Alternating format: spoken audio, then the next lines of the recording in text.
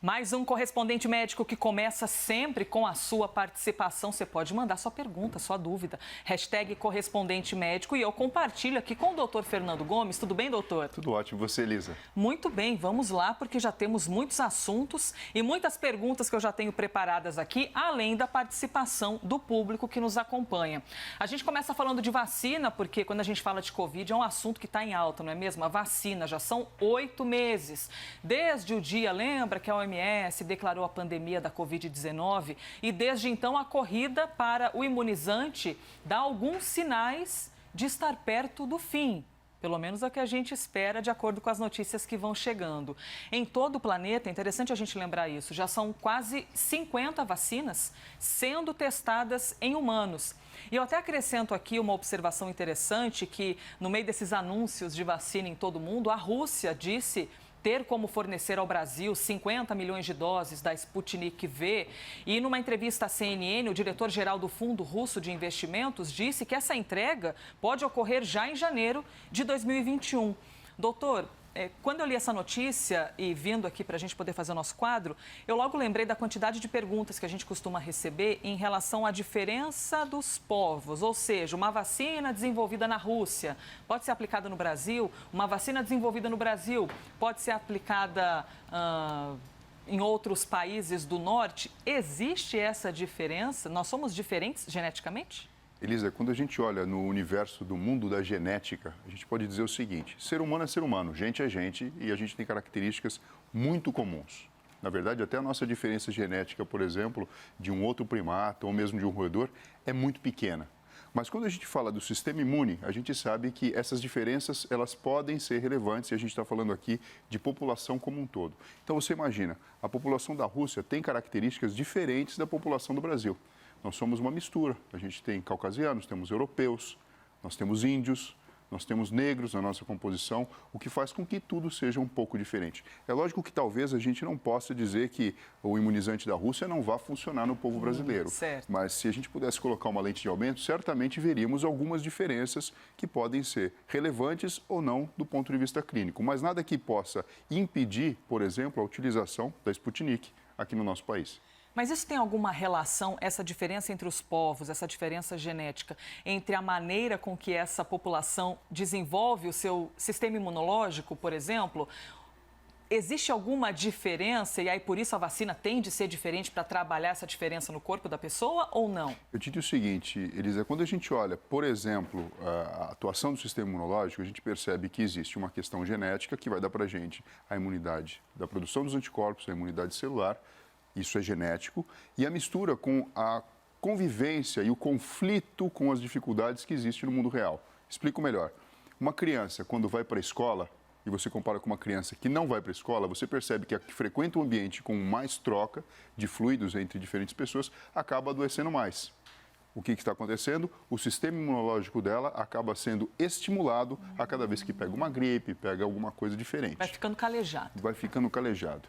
Você pega a população, por exemplo, que vive em grandes cidades, morre mais do que câncer, problemas cardiovasculares. Quando você compara com a população indígena, isso tende a ser um pouco diferente. Se você pega uma população indígena que é isolada desse contato social misturado, que acaba transitando diversos tipos de vírus, e você coloca ali, por exemplo, um elemento viral diferente, a tendência de dizimar a população rapidamente é muito maior. Porque o sistema imunológico ele vai criando essa memória e ele vai sendo exercitado. Então, muito mais do que simplesmente a diferença genética propriamente dita, o hábito e o jeito das pessoas viverem e trocarem fluidos e trocarem, na verdade, até mesmo infecções, acaba sendo determinante para uma resposta melhor ou pior do sistema imunológico. Interessante, hein? Diante dessas informações, então, que o senhor nos diz, a gente tem de ter algum receio com uma vacina que venha de algum outro lugar, ou seja, que não tenha sido produzida por nós mesmos brasileiros? Olha, na verdade, Elisa, assim, existem critérios que são utilizados amplamente, né, em todo o mundo. Você imagina, a gente falou que esse vírus ele originou aonde? Teve um ponto específico do globo onde foi identificado a sua origem e a partir daí ele veio e a gente percebe que ele foi bem democrático, né? Acabou acometendo todas as nações, algumas... Ricos e pobres. Exato. A gente ainda tenta fazer uma certa correlação com determinado comportamento de entender o distanciamento social, a higiene, para tentar frear um pouquinho a velocidade da propagação, mas a gente percebe que ele teve uma aplicação bastante democrática. Então, acho que a mesma linha de raciocínio a gente pode levar em relação a imunizante. Provavelmente um imunizante desenvolvido na Rússia, ele pode ser aplicado aqui no nosso país. Tem uma notícia também das últimas horas, doutor, falando de Covid, é que o mundo bateu um novo recorde de casos diários de Covid. Foram quase 670 mil casos em apenas 24 horas em todo o planeta. E o número de mortes também, que já é altíssimo, 1.200.000 pessoas que já morreram. Por isso que isso levanta muito nosso questionamento em cima da vacina, porque a gente quer uma solução, evidentemente, quer uma prevenção, mas ao mesmo tempo a gente quer que essa prevenção não nos cause tantos efeitos. A gente acompanhou nos últimos dias a própria Anvisa suspendendo os estudos clínicos aqui no Brasil com a Coronavac, a vacina desenvolvida com o Instituto Butantan.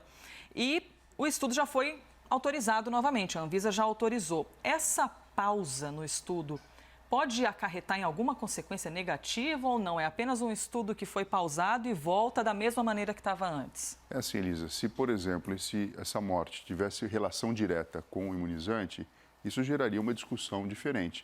E isso acontece em todo momento, com toda vacina, sendo que a variável tempo acaba sendo muito importante. Por isso que existem as fases em que o foco da pesquisa acaba sendo voltado para um determinado aspecto. Então, quando você pega aquela fase inicial, a fase 1, você fica de olho se existem complicações que são graves, que acabam sendo proibitivas de você seguir em frente. Na fase 2, o seu olhar volta mais para saber se, de fato, o racional de imunizar, de provocar o efeito desejado, está acontecendo. E a fase 3, você acaba verificando a eficácia.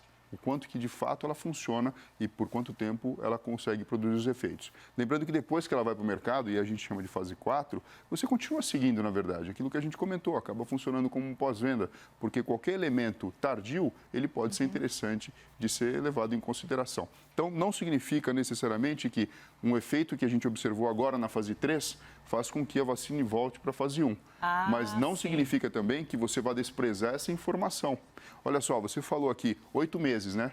8 meses? 8 meses. Já, minha Bom, nossa. uma gestação humana demora 9 meses. Então, por exemplo, efeitos relacionados com a teratogênese, que é a malformação congênita, não tiveram tempo ainda de sequer ser observados, nem mesmo por questão do coronavírus, porque a gente não tem ainda esse tempo de história de observação. Então, a gente está vivendo uma situação muito diferente. A gente está com uma lente de aumento, prestando atenção nessa doença especificamente, só que a gente ainda não tem o tempo. Por isso que até, na verdade, para a gente lidar com todas essas novidades, a gente precisa prestar atenção na nossa ansiedade. Porque essa resposta vai vir com o tempo. Trazendo mais um assunto, participe, viu, gente? Mande sua pergunta. Agora a gente fala sobre uma notícia que é um pouco assustadora envolvendo a Covid-19. O novo coronavírus foi detectado no pulmão de um homem quase um mês após a morte desse homem. Esse caso foi relatado por médicos do Hospital Geral de Walford, na Inglaterra. Detalhe que, logo após a morte, foi feito um exame do tipo PCR nesse homem que havia morrido e deu negativo. Ele tinha aproximadamente 50 anos e, próximo a morrer, ele tinha apresentado sintomas como febre alta, falta de ar. Então, os médicos decidiram fazer a coleta dessas amostras do pulmão em um exame de autópsia e que já tinha dado negativo. Aí, doutor, vem a notícia de que um mês depois deu negativo. Confundiu a nossa cabeça agora. Como é que isso pode ocorrer? O que isso mostrou foi a viabilidade do vírus num tecido de uma pessoa que faleceu por conta do coronavírus, né? É lógico que isso traz para a gente atenção especial e até merece, de fato, talvez abrir uma linha de pesquisa que seja investigada em relação a isso. Porque você imagina o seguinte, será que estamos fazendo o funeral, o sepultamento de forma adequada e correta? Acredito que sim, porque existem restrições em relação a isso e quem, infelizmente, perdeu familiares sabe do que eu estou falando. Então, diferente das outras situações em que o velório era aberto, em que não existia pressa em relação a isso, a gente percebe uma adaptação em relação a isso. Aqui no Brasil mesmo, limitação de pessoas. O que traduz uma preocupação com segurança, mesmo a gente não tendo esse dado aí comprovado. Mas chama muito atenção, né? Esse fato aponta que o coronavírus é muito mais resistente, por exemplo, do que a gente imagina, doutor? Não, ele mostra um dado que talvez se a gente investigasse com outras doenças, inclusive virais, a gente viria a detectar a sua presença. Por isso que eu digo assim, o coronavírus ele provoca um balanço aí, até nas próprias estruturas da medicina, porque fazem com que a gente preste atenção, ele faz com que a gente preste atenção em coisas que antes estavam passando de uma forma extremamente normal e aceita de uma forma tranquila. E, doutor... Você entende o que eu quero dizer? Talvez a pessoa possa morrer de algum outro infecção viral e a gente não vai para trás tentando verificar se existia ainda o vírus viável depois de tanto tempo. E provavelmente a resposta vai ser sim, porque por mais que seja um vírus novo, ele também não tem nada que tenha vindo de outro planeta. Isso que a gente precisa ficar, não vou falar calmo, mas ciente em relação a isso. E é possível que esse teste que deu negativo tenha sido um falso negativo, por exemplo? Tem essa hipótese. Ou de alguma forma detectou parte do material viral e com isso passou a informação de que por ali passou uma infecção, pegando uma sensibilidade de um teste, enfim. Mas não necessariamente que então a pessoa que teve contato com aquele corpo, porque acho que as pessoas às vezes ficam preocupadas com isso, vão pegar o coronavírus. Sim, então, sim. não é motivo para pânico, né? Mas faz parte do processo de se estudar e entender a biologia do corpo humano e a biologia da própria manifestação da SARS-CoV-2. Já que o senhor falou de testes, vou pegar esse gancho aqui e trazer para a nossa conversa. Para detectar a Covid no nosso corpo, existem 3 testes diferentes, correto? Sim. Quando a gente fala de detectar o material viral propriamente dito, aquele teste do PCR, ele acaba sendo um teste mais sensível, que faz com que você possa identificar a presença do vírus propriamente dito. Que é esse que a gente está vendo aqui no telão agora, é isso, né? Que coloca no nariz... Aquela vontade de chorar, de espirrar, mas é necessário. É um pouco desconfortável. É desconfortável. Bom, eu mesmo já fiz 2 vezes e não é nada bom. Começa um festival de espirro. Esse é um deles, correto? O PCR? Esse é um deles. Os outros 2 que a gente tem... Aqui. Funcionam de uma forma bastante semelhante. A retirada do sangue, através da pesquisa ativa da presença de anticorpos, tanto IgM como IgG, contra o coronavírus, e o teste rápido, que também funciona através da detecção da presença do anticorpo, de uma forma mais rápida. Muito bem. Esse aqui funciona mais ou menos como se fosse um teste de gravidez. Então, você faz um teste, pica e você sabe se a pessoa teve contato ou não e se existe anticorpo ou não. Ele não prova que o vírus está ali. E não adianta você fazer ele de uma forma rápida numa pessoa que esteja apresentando sintoma de uma forma aguda, que acabou de começar. Para esse, o adequado é você fazer o PCR. A gente pode dizer que esse teste rápido é mais superficial e o de sorologia seria mais eficaz, já que você comparou ali com o teste de Sim, gestação? eles têm uma aplicação que poderíamos dizer diferente, né? Aqui estaria uma informação mais relevante, você consegue dosar e aqui você simplesmente mostra se existe ou não. Aqui você vai mostrar a presença ou não e aqui você consegue mostrar com mais riqueza de detalhes. Muito bem, explicado. Agora prepare-se para o nosso próximo tema. Eu acho que você vai se emocionar com essa imagem. Um italiano de 81 anos fez uma serenata para a esposa dele que estava internada em um hospital.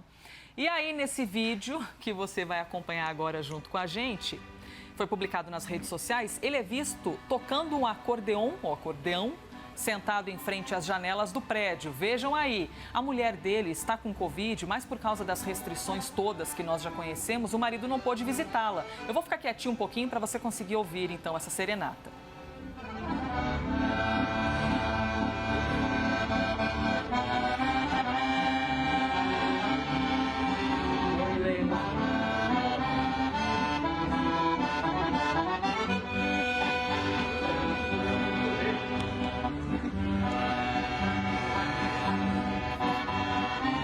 Que coisa linda. Eu falei aqui que ela está com Covid. Na verdade, ela não está com Covid, mas por causa desse momento de distanciamento, eles tiveram que ficar separados. Ela no hospital, da janela, então, conseguiu assistir a esse show do 2º andar e todo mundo, claro, parou para aplaudir a cena. Doutor, demonstrações de amor já são uma coisa que mexem com a gente, que mudam o humor de qualquer pessoa. Acrescentada da música, que o senhor já disse aqui que também tem o poder de mudar a nossa cabeça, né? Elisa, você já recebeu serenata? Alguém já fez serenata para você? Olha, eu tô achando que não. Talvez um dia meio desafinada, com uma corda arrebentada do violão, mas assim, serenata como essa desse senhor, nunca. Bom, mas a serenata moderna é uma pessoa mandar música para você escutar, uma determinada música que escolheu e acaba tendo esse impacto. Verdade. Né? A música entra no nosso cérebro principalmente através da informação auditiva. Então, esse impulso mecânico, ele recebe sentido quando é transformado dentro dos lobos temporais, em energia elétrica, em algo que tenha significado para a gente. quando a partir do acionamento do lobo temporal existe a impressão do sistema límbico, que é a parte emocional, aí que, na verdade, a mágica começa a acontecer.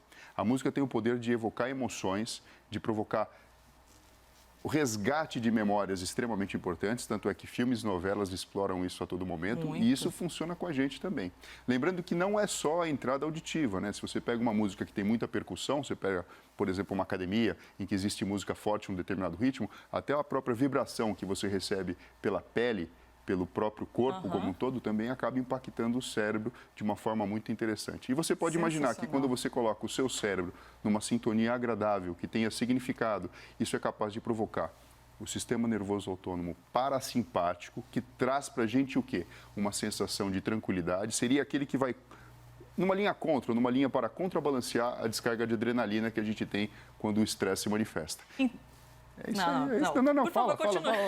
Então, o que acaba acontecendo é que, assim, de uma forma muito natural, todo mundo pode ter essa farmácia a seu dispor, a qualquer momento. E todo mundo pode oferecer uma serenata, alguma coisa assim para alguém hoje em dia, mesmo que não saiba tocar acordeon.